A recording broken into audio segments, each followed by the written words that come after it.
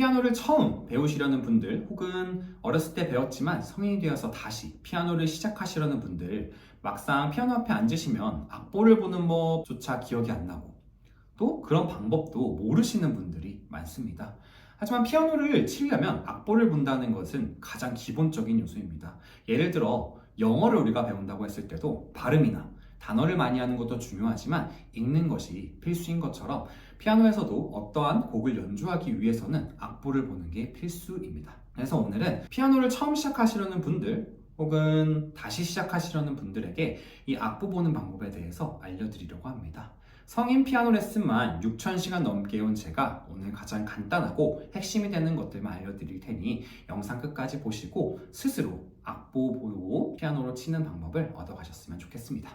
자, 그럼 이제 본격적으로 악보를 볼 건데요. 처음 악보를 펼치시면 이렇게 여러 가지 줄과 음표들 그리고 알 수 없는 기호들까지 나열되어 있으신 걸 보실 수 있을 거예요. 하지만 우리는 다른 것들은 다 중요하지 않고 딱 세 가지의 표만 기억하도록 할 겁니다. 자, 가장 왼쪽에서 보시면 첫 번째로 음자리표, 그리고 그 다음 옆에 두 번째로 박자표, 그리고 세 번째로 조표가 있습니다.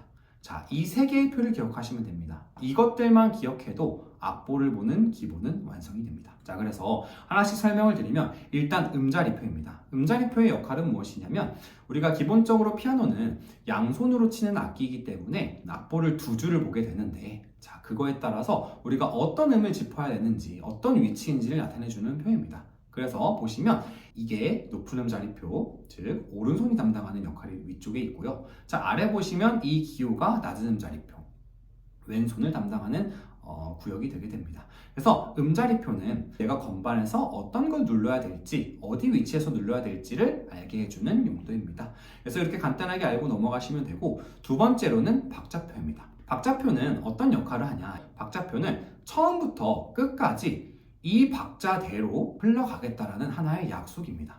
그래서 이 4분의 3이나 4분의 4 여러 가지 숫자들이 보이실 텐데 이것들을 통해서 이 박자대로 처음부터 끝까지 흘러가는 곡이다 라고 보시면 됩니다. 예시를 보시면 지금 4분의 3박자 4분의 3박자, 박자라고 얘기하셔도 되고요. 4분의 3이라고 적혀 있는데 이것을 그러면 어떻게 해석을 해야 되느냐?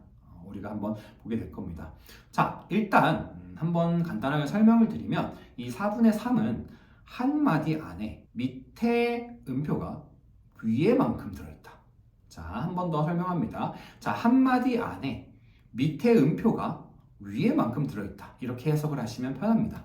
자, 그럼 우리가 4분의 3박자를 예로 들어서 보면 한 마디 안에 4분음표가 3개가 들어있다.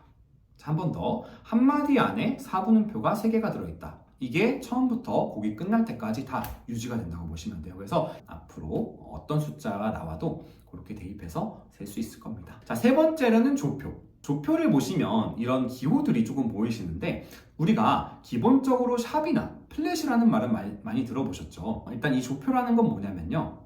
조표는 음을 높이거나 낮추는 것을 의미합니다. 즉, 샵은 음을 반음 높여주는 거, 그리고 플랫은 음을 반음 낮춰주는 역할을 말합니다. 우리가 노래방에 가면 흔히들 반키 좀 낮춰줘, 반키 높여줘 하는 것들 있죠? 그것들이 샵과 플랫이라고 보시면 됩니다. 그래서 한 번 더 정리하면 샵은 반음을 높여준다. 그리고 플랫은 반음을 낮춰준다.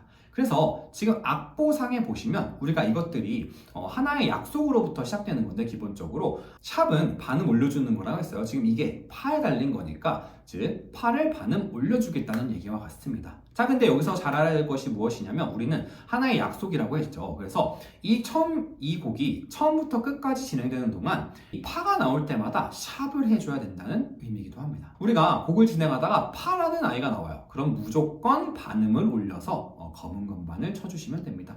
이거를 매번 적는 것이 굉장히 불편하기 때문에 항상 나와야 되는 애들은 이렇게 조표를 통해서 앞에 적어놓는 역할을 하게 됩니다. 그래서 우리가 총 3개의 표를 공부를 했죠.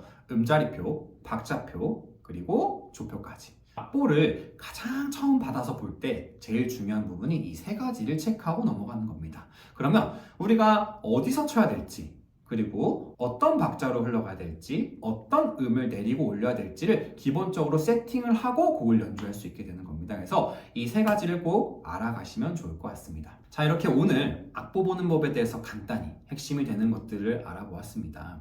피아노를 처음 시작한다는 게 굉장히 설레는 일이고 뭔가 열정이 가득한 때가 많은데요. 사실 그런 만큼 피아노를 어떻게 시작하냐, 어떻게 배우냐도 굉장히 중요합니다.